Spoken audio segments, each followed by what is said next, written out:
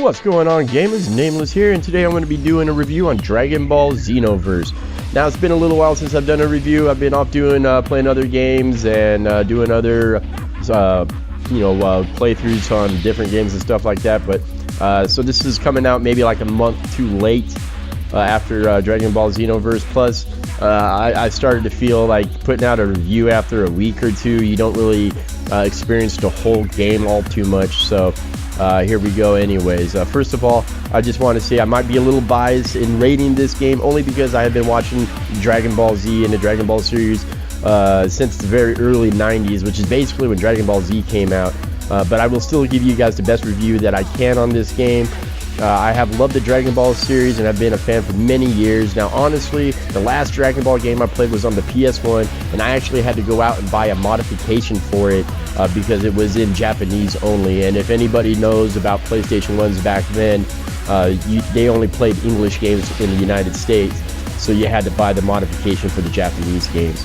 But you might be asking, if you're so much of a fan, how come it's been so long since the last time you played a Dragon Ball game? Well, basically, there hasn't been a Dragon Ball game that has came out over the years that has caught my attention like this game has, with all the hype build-up and all the reviews that I've read and the gameplay reviews that I've watched with the Japanese game, or the Japanese release. So after watching all that, I started paying attention to this game very much. There hasn't been a game that could do the series a good credit like this game. I was hoping that it could do or will do. So with all that said, guys, let's jump into the review of the game. And this is Dragon Ball Xenoverse. Alright guys, so about the game. So first of all, you start out the game by creating your first custom character. When it comes to creating your character, you have 5 races to choose from. You got the Buu, you got the Saiyan, you got the Namekian, the Human, and Frieza. Now, each race has its own special abilities or attributes that is unique to that race. Plus, depending on how you want to make your character, body size, and all of that, that also depends on some abilities or attributes that you're going to get from that. After you select your race, you can change the look of your character. You can change the face, the eyes, the nose, the ears, the height, the build, and even the color of the skin, hair, and eyes. Of course, I had to go Saiyan for my first character just because I wanted to be the badass Super Saiyan, but it was a toss-up between the Saiyan or the Frieza, between those two. After you have created your first character, you will be introduced to Trunks. So Trunks' job is to introduce you guys to the basics of the game, the basic gameplay, and also to Tuki Tuki City. Plus, Trunks is the person you go to see so you can play the normal storyline. So Tuki Tuki City is broken down into 3 spaces. You got your industrial part, where you can buy your clothes, your accessories, items, and even certain skills. Then you got the time machine station area, where you can access your online and offline parallel quests, and also your online and offline battles. Then you got the Plaza of Time, where you can make your Dragon Ball wishes, go play the storyline, and enroll in the World Tournament whenever they're going to open that up. Now, for the storyline, it breaks down basically like this. Trunks is the dude that you go and talk to in order to play the storyline, like I said earlier. There's 2 characters that are trying to change the past, and it is up to you and Trunks to make sure that the past history stays the same. So you get to play all the Dragon Ball Z history with little changes that you have to correct. Later through the storyline, a third character will be introduced, who you will have to fight at the end. Plus, after you complete the storyline part of the game, you will unlock the ability to create other characters. All of the quests that you do will unlock parallel quests that you can do online with other players or offline on your own. Now, on top of all that stuff, you can also find Dragon Balls while doing parallel quests. Now, I've already made a video explaining that and actually how to farm them also. So you guys might want to go and check that out if you're interested in that. Also, you also have mentors that you can seek out to learn other moves specific to that character that is mentoring you. I also have made videos on some of these mentors. I haven't done all of them yet. I'm still working on it. But you can go and check those out if you want. One thing about the mentors is that it is random when they pop up in the city. So as you run around, they will randomly pop up. But also, some of them unlocked for like specific things, like the specific level you're at, and like to unlock Frieza, you actually have to finish Captain Ginyu first before you can find Frieza. Alright guys, that's enough about the game and the storyline and everything that the game has for you to play. Now let's move on to what I liked about the game. And first and foremost about what I like about this game, and like I have said in so many of my past reviews, making your own character and being able to customize your character. I fucking love being able to customize everything from what you wear to all the moves you want to use. Also, being able to customize the attributes of your character as you level up and being able to put them in whatever spot where you feel like your character should be a little bit better at, or you want them to be better at. I fucking love that. Another big part about this game I fucking love is how it makes you feel a part of the actual series. I mean, the feeling you get as a fan of the show and how your custom character becomes a part of the show, fighting along iconic characters you love like Vegeta, Goku, Vegito, Gohan, Piccolo. I mean, the list goes on and on. From the very start with the fight with Raditz, all the way through meeting the God of Destruction and fighting him. I just love being a part of it. It makes you feel a part of the show, and I just love that. The fighting mechanics of the game was very easy to set up, very easy to learn. There really wasn't any difficulty in the game in how to learn how to fight, or even fight in and play the game. They really made that easy for people. Finally, of course, I love being able to group up with friends or just random people. Being able to group up with friends and play parallel quests with them is fucking awesome. Especially when you get a move for a reward from a parallel quest that you just got, and you get to rub it in your friend's face because they get pissed because they didn't get that move, but they have to keep on doing that parallel quest just to get that badass move, because it is a random drop with the rewards that you get. Also, being able to group up and fight in PvP is badass. I love the 3 versus 3 battles the most.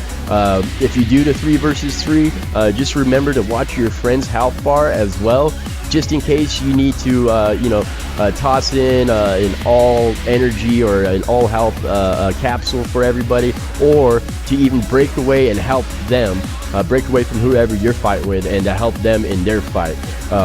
And be very careful on when using your ultimate moves, because they do take so long to use. They are very easy to counter. Alright guys, that's enough about what I liked about the game, and I'm sorry, but the list was a little short than I thought it was going to be. But now we're going to move on to what I didn't like about the game. Now, one of the biggest things that fucking absolutely drove me nuts about this fucking game was the fucking servers. I couldn't tell you how many times I couldn't get on the servers, or even if I did, how many fucking times I get dropped off the fucking servers. Now, I know you're saying, oh, Nameless, every game at launch has problems with the servers. Yeah, you're right. But I mean, come on guys, the game launched 2 months ahead in Japan, and you guys couldn't get the fucking servers right in the United States? What the fuck?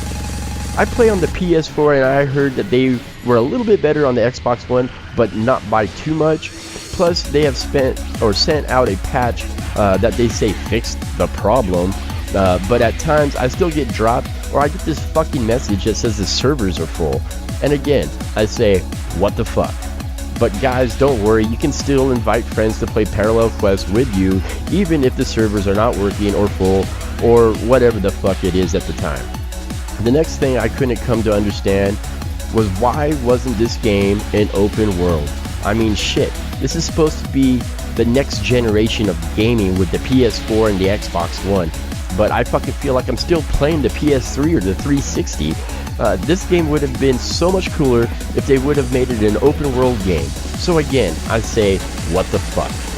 The experience of this game could have been 10 times better if you guys would have figured out a way to make this game into an open world experience than just a central hangout spot. I mean, just picture seeing random people flying over you, or vice versa, and an open map, and you can see where people are, or even seeing random challenge fights happen throughout the map, or you can even randomly challenge a player to a fight, or multiple players to a fight. I mean, tell me that shit would have not been cool if they would have done that with this game. Okay, so, well, the littlest thing I have a problem with this game was the world tournament. Just fucking open it up already. If you guys couldn't figure out how you guys wanted this tournament to be, then don't tease us with it. I mean, clicking on it and getting a message saying it's coming soon is, again, like I said, what the fuck, guys? Get your shit together here with your development team. Now, my biggest bone to pick with this game, and it's not just this game, but it goes for so many games, is the fucking season pass bullshit. Now, why the fuck would anyone want to pay $65 for a game and then spend an additional $50 for a fucking season pass, especially if the game hasn't earned it yet? Why the fuck isn't this content already in the game? Again, I say, what the fuck, guys? I think people are straight up fucking stupid for buying any season pass for any game, and this is why. The first Dragon Ball Xenoverse DLC came out about a week ago or so, and if you didn't buy the season pass, it goes for about $20. And all you get is like 3 new quests, about 5 more outfits, and like 5 more moves, and 2 more mentors. Ooh. You get all that for almost half of your season pass. I don't know. Call me fucking crazy, but it sounds like a fucking ripoff to me. I mean, am I crazy? Is it a ripoff? I think so. But when it comes to attention spans of a video game, how long do you see yourself playing this game or any game when you buy a season pass for? I mean, shit. Most games I play for like a month and then I move on to the next game. Am I wrong? No, I'm just an asshole. Okay, guys, so moving on. That's enough about what I didn't like about the game. Moving on to the overall and the rating of the game that I gave this game. Overall, guys, I do love playing this game, and that is where the fanboy kicks in. The whole custom character and feeling a part of the show is what I love the most. Flying around and fighting and using moves like Final Flash and Kamehameha keeps me playing this game. But I do think they could have made the experience of this game a whole lot better if they would have made this game an open world game. I think they fucked up there the most. With the servers and the season pass bullshit, well, I can go on and on forever about that, but I think those hurt the game the biggest. Okay, guys, with all that said, I would say I was a little disappointed in this game, or maybe just set the bar too high for these guys. I don't know. The rating I'm going to give this game, and this is with fanboy points, is, wait for it, 6.5 out of 10. I more than likely would have given this game an 8 if it was an open world game, and a 9 or maybe a 9.5 if they would have had the servers figured out pre-launch and the world tournament up and running. Alright guys, that does it for this review for Dragon Ball Xenoverse. Thank you for watching. You can follow me on Twitter at NamelessEXP and on Twitch. Please leave your comments at the bottom. Subscribe if you like this video.